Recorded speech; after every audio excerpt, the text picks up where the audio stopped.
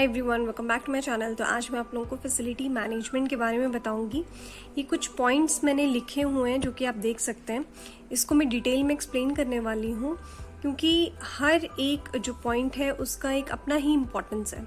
ठीक है, तो ये पॉइंट समझने बहुत ज़रूरी है क्योंकि फैसिलिटी मैनेजमेंट जो है वो हॉस्पिटल का बहुत इम्पॉर्टेंट पार्ट है। क्योंकि अगर आप फैसिलिटीज़ ही प्रोवाइड नहीं करेंगे तो देयर इज़ नो पॉइंट कि आपके विजिटर्स खुश हों। ठीक है, आपके जो पेशेंट्स हैं मेन वो खुश हों, आपके जो सेटिस्फेक्शन सर्वे है वो ऑलमोस्ट, आप जितनी भी सर्विसेज को अच्छा करने की कोशिश करें, अगर आप फैसिलिटीज़ प्रोवाइड नहीं करेंगे तो कहीं ना कहीं आपके जो फीडबैक्स हैं वहाँ प्रॉब्लम आनी शुरू हो जाएगी, जो आपका सेटिस्फेक्शन इंडेक्स है वो गिरना शुरू हो जाएगा। ठीक है, तो फैसिलिटी जो है बाकी चीज़ों के साथ साथ ये भी इतना ही इम्पॉर्टेंट रोल प्ले करता है। ठीक है, तो NABH के अकॉर्डिंग में सारे पॉइंट्स मैंने आज आपको बताने हैं। तो चलिए एक एक करके हम सारे पॉइंट्स कवर करेंगे, बट उससे पहले मैं आपसे रिक्वेस्ट करना चाहती हूँ कि मेरे चैनल पे मेंबरशिप चल रही है और अगर आप मेरे चैनल के कंटेंट को सपोर्ट करना चाहते हैं तो ज्वाइन बटन पे क्लिक करके आप मेंबरशिप को ले भी सकते हैं। तो चलिए अपना फर्स्ट पॉइंट जो है वो स्टार्ट करते हैं।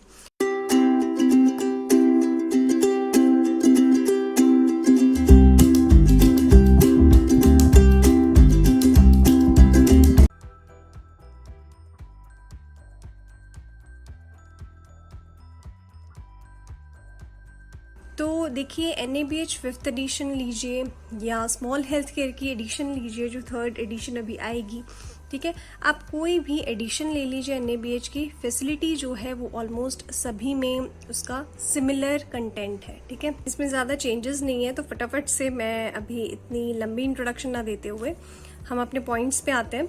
तो सबसे पहले जो है वो है स्कोप ऑफ सर्विस। तो स्कोप ऑफ सर्विसेज के कहने का मतलब है कि आप अपनी ऑर्गेनाइजेशन के स्कोप के अकॉर्डिंग ही आपके फैसिलिटी का स्कोप बनाएंगे। ठीक है, और ये आपके नेशनल या इंटरनेशनल गाइडलाइंस को फॉलो करते हुए ही आप ये सर्विसेज को रखेंगे। ठीक है, देखिए बहुत सारी जगह ऐसा होता है कि नेशनल गाइडलाइन अवेलेबल नहीं होती है तो आप इंटरनेशनल गाइडलाइंस को फॉलो कर सकते हैं। ठीक है, तो फैसिलिटीज़ जो है वो आपकी स्कोप ऑफ सर्विसेज के अकॉर्डिंग होनी चाहिए। तो फर्स्ट पॉइंट जो है वो ये कहता है आपके जो भी स्कोप है, लाइक कोई हैंडीकैप पेशेंट है तो उसके लिए आपके पास टॉयलेट्स जो हैं वो उस पर मीन्स आपके पास 3 टॉयलेट्स होने चाहिए। एक मैं जनरल सा एग्जांपल दे रही हूँ, जैसे मेल्स का अलग, फीमेल्स का अलग और हैंडीकैप का अलग। ठीक है, तो इसके अकॉर्डिंग ही आपकी स्कोप के अकॉर्डिंग ही आपकी फैसिलिटीज़ होनी चाहिए। ठीक है, अब सेकेंड पॉइंट जो है वो है हमारा अप टू डेट ड्राइंग्स।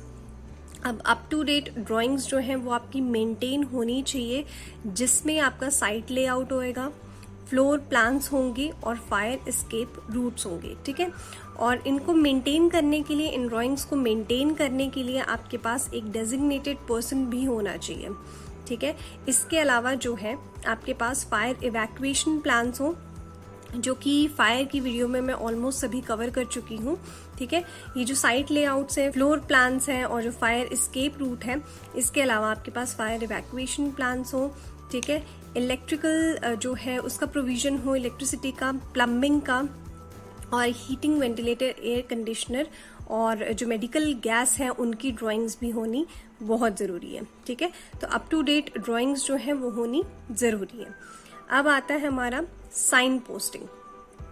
अब देखिए साइन पोस्टिंग जो है आपके कोई भी हॉस्पिटल है, लाइक जैसे आपका हॉस्पिटल जो है अगर पंजाब में है, ठीक है, तो आपके जो पोस्टिंग होगी साइन की तो आप कौन सी लैंग्वेज में करेंगे? 2 या 3 लैंग्वेजेस में होंगे। लेट्स सपोज आपका जो हॉस्पिटल है वो पंजाब में है तो आप जो है डुअल लैंग्वेज में आपकी साइन पोस्टिंग होगी, जैसे कि पंजाबी में, इंग्लिश में या फिर हिंदी में। ठीक है, मोस्टली पंजाब के लोग पंजाबी यूज़ करेंगे तो पंजाबी में आपकी साइन पोस्टिंग होनी चाहिए, साथ में आपकी इंग्लिश में होनी चाहिए।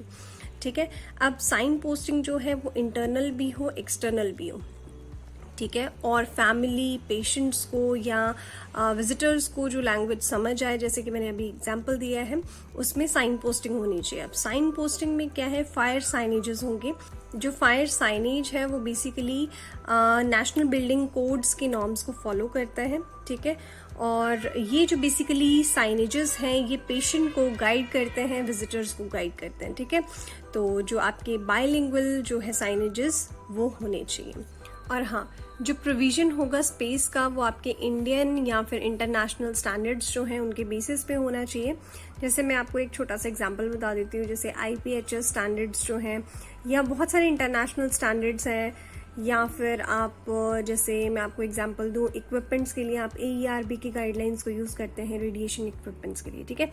तो बेसिकली क्या करना है, आपने जो स्पेस का प्रोविजन है उसके लिए आप इंडियन या फिर इंटरनेशनल स्टैंडर्ड्स को फॉलो कर सकते हैं, राइट। इसके अलावा जो है आपके पास होगी वाटर और इलेक्ट्रिसिटी का provision, which is very important. अगर पानी नहीं होगा, इलेक्ट्रिसिटी नहीं होगी तो आपके पेशेंट्स आगे मीन्स ठीक है, आपके इक्विपमेंट्स जो हैं वो भी इलेक्ट्रिसिटी पे रन करते हैं, ठीक है। अगर वही काम करना बंद कर दें तो आप सोच सकते हैं कि कितना मुश्किल हो जाएगा। लाइक आपके क्रिटिकल इक्विपमेंट्स हैं, आपके वेंटिलेटर्स हैं, अगर वही काम करना बंद कर दें तो कितना ज़्यादा मुश्किल हो जाएगा, ठीक है। तो इसलिए वाटर और इलेक्ट्रिसिटी का प्रोविजन भी बहुत इंपॉर्टेंट है। और देखिए, वाटर की टेस्टिंग करानी बहुत ज़रूरी है, ठीक है। और साथ में इसमें डन कब हुआ है वाटर की टेस्टिंग और कब मींस टैंक क्लीनिंग आपकी, ठीक है, ये सारी फैसिलिटीज़ में आएंगे। तो आपकी टैंक क्लीनिंग कब हुई है, उसका डन डेट क्या है, उसकी ड्यू डेट क्या है, और साथ में आप अलग से वाटर टेस्टिंग कराएंगे। आपके जितने फ्लोर्स पे भी वाटर कूलर्स लगे हों तो वहाँ के पानी का सैंपल ज़रूर टेस्ट करवाएं, ठीक है। और इसके अलावा जो है इलेक्ट्रिसिटी प्रोविजन भी आपके हॉस्पिटल में होना चाहिए। और जो पोर्टेबल वाटर है उसकी जो फ्रिक्वेंसी है, वाटर क्वालिटी की जो टेस्टिंग है उसकी फ्रिक्वेंसी जो है वो क्वार्टरली होगी, और जितना ज़्यादा फ्रिक्वेंटली आप उसको कर सकते हैं उतना ज़्यादा टेस्टिंग जो है वो कीजिए और साथ में उसको डॉक्यूमेंट भी कीजिए।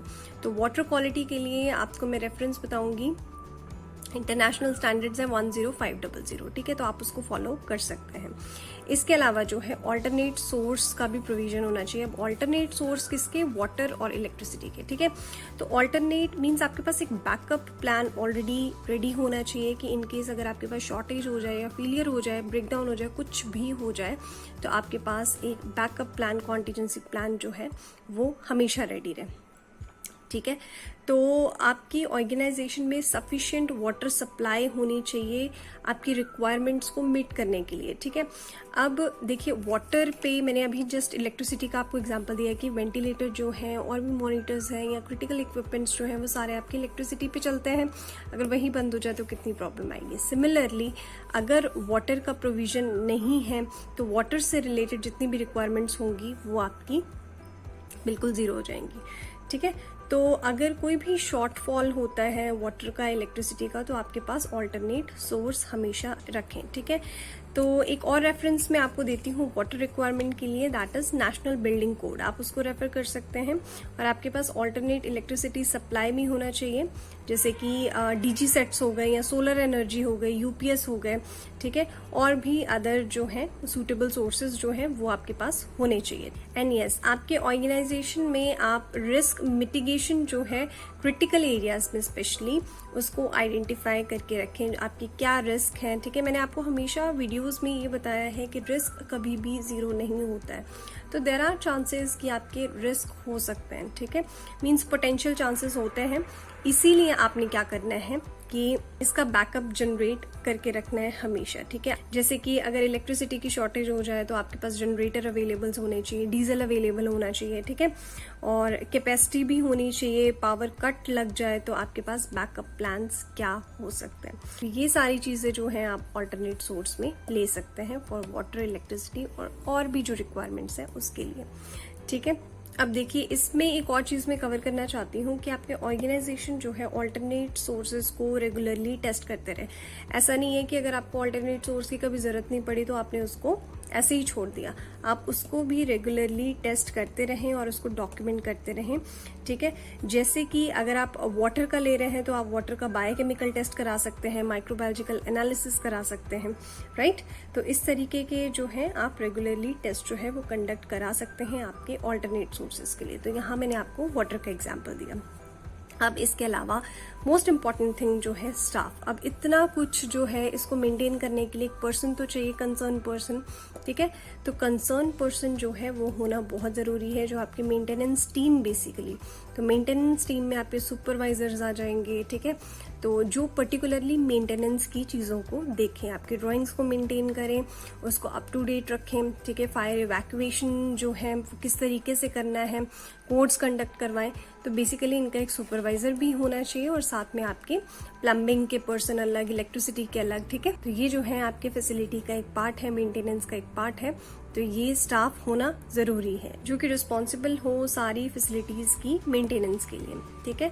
जैसे कि अभी मैंने आपको बताया सुपरवाइजर या इंचार्ज हो, ठीक है, उसके अंडर जो है सुपरवाइजर हो, उनके अंडर जो है इलेक्ट्रिशियन, प्लम्बिंग, ये सारे पर्सन आ जाएं, ठीक है। और हाँ, आपके पास जो टूल्स भी अवेलेबल होने चाहिए, जैसे कि लेडर हो गई, ठीक है, सीढ़ियाँ हो गई, वोल्ट मीटर हो गया, स्पैनर हो गया, या पीपीई जो है, और बूट्स हो गए, सेफ्टी बूट्स जिसको हम बोलते हैं, ठीक है, ग्लव्स हो गए। तो ये सारे जो प्रोटोकॉल्स हैं वो प्रॉपरली फॉलो होने चाहिए। और हाँ, मेंटेनेंस में आप किसी भी पर्सन को उठा के नहीं डाल सकते हैं कि कोई बात नहीं, आप आए हो मेंटेनेंस में चले जाओ, ठीक है। तो मेंटेनेंस में एक क्वालिफाइड या सर्टिफाइड पर्सन या फिर उनको ट्रेनिंग देनी है, ऐसे पर्सन को ही आप वहां पे डेजिग्नेट कर सकते हैं, ठीक है। इट्स बेटर कि जिनको काफी एक्सपीरियंस हो मेंटेनेंस में, आप उन्हीं पर्सन को, उन्हीं स्टाफ को मेंटेनेंस टीम में डालें। अब जो है एक मेंटेनेंस प्लान जो है फैसिलिटी और फर्नीचर का, वो होना बहुत जरूरी है। तो आप लोगों ने एक मेंटेनेंस प्लान जो है वो शेड्यूल करना है। मेंटेनेंस और ऑपरेशनल प्लान्स जो होते हैं वो आप बना के रखिए आपके फैसिलिटीज के लिए भी, जितनी भी फैसिलिटीज आप हॉस्पिटल में प्रोवाइड कर रहे हैं, साथ ही साथ फर्नीचर्स जो है, ठीक है। तो इनको आप कोडिंग भी देंगे। तो इसमें जो है आपके वॉल्स आ जाएंगे, फ्लोर्स आ जाएगा, आपकी छत आ जाएगी, रूफ आ जाएंगे, ठीक है। और फिक्स्ड फर्नीचर को, अगर हम फिक्स्ड फर्नीचर की बात करें तो नर्सिंग स्टेशन है, शू रैक्स हो जाएंगे, ठीक है। और अगर हम लूज फर्नीचर की बात करें तो इमरजेंसी कार्ट्स हैं, चेयर्स हैं, ट्रॉलीज हैं। तो इन सभी की जो है आपके पास एक मेंटेनेंस प्लान होना चाहिए। इसके अलावा जो है आपका जो है रिस्पॉन्स टाइम जो है वो प्रॉपरली मॉनिटर होना चाहिए, रिपोर्ट होना चाहिए, उसकी इंस्पेक्शन होनी चाहिए। और अगर कोई गैप निकले या कोई भी एनसी फाउंड हो उसमें, उसको इम्प्लीमेंट कीजिए, उसके करेक्टिव एक्शन को। जैसे कि आप क्या कर सकते हैं, एक कंप्लेंट अटेंडेंस रजिस्टर है, उसको आप मेंटेन करके रखिए, फिजिकल भी और इलेक्ट्रॉनिक भी, ठीक है। तो फिजिकल जो है आप रजिस्टर लगा सकते हैं, उसमें आप अपने कंप्लेंट या ब्रेकडाउन जो है उसमें नोट डाउन करते रहिए। उसमें आपका क्या आएगा, डेट आएगा, टाइम आएगा कंप्लेंट का, ठीक है। अलॉटमेंट किसको दी है आपने, मीन्स कि ब्रेकडाउन कौन ठीक करेगा, कोई इंजीनियर है या कोई पर्सन है, किसी भी तरह की कंप्लेंट जो है वो नेचर ऑफ कंप्लेंट क्या है और कौन पर्सन उसको, मीन्स रिस्पॉन्सिबिलिटी किसकी है, ठीक है। तो ये कुछ मोटे मोटे पॉइंट्स हैं फैसिलिटी मैनेजमेंट से रिलेटेड जो कि मैंने कवर किए हैं, बट ये सफिशिएंट नहीं है। इंपॉर्टेंट चीजें मैंने आपको बता दी, इसके अलावा भी बहुत सारी चीजें फैसिलिटी मैनेजमेंट में आती हैं। मैं जैसे जैसे वीडियो लाती जाऊंगी उसमें मैं छोटा छोटा कवर करते जाऊंगी। जैसे कि मैंने फायर से रिलेटेड जो है स्पेसिफिक वीडियोस बनाई हैं, आप जाके प्लेलिस्ट में चेक कर सकते हैं। तो इसी तरीके से फैसिलिटी से रिलेटेड भी मैं सारे टॉपिक्स आपके साथ शेयर करूंगी। तो गाइज, उम्मीद करती हूँ आज का टॉपिक आपको इन्फॉर्मेटिव लगा होगा। आज के लिए बस इतना ही। और इसी तरीके की वीडियोस अगर आपने रेगुलरली देखनी है तो मेरे चैनल को सब्सक्राइब किए बिना मत जाना। और आपको इस चैनल पर NABH, NABL और ISO जो स्टैंडर्ड्स हैं, जो कि क्लॉजेस वगैरह हैं, उनसे रिलेटेड वीडियोस इस चैनल पे मिलती रहेंगी। तो वीडियो को अगर एंड तक देखा है तो सब्सक्राइब जरूर कर लें और बेल आइकन को जरूर प्रेस कर लें, ठीक है, ताकि आपके पास सबसे पहले नोटिफिकेशन पहुंचे। तो ठीक है गाइज, मैं मिलती हूँ आपसे नेक्स्ट न्यू वीडियो में। Till then bye, take care and stay safe.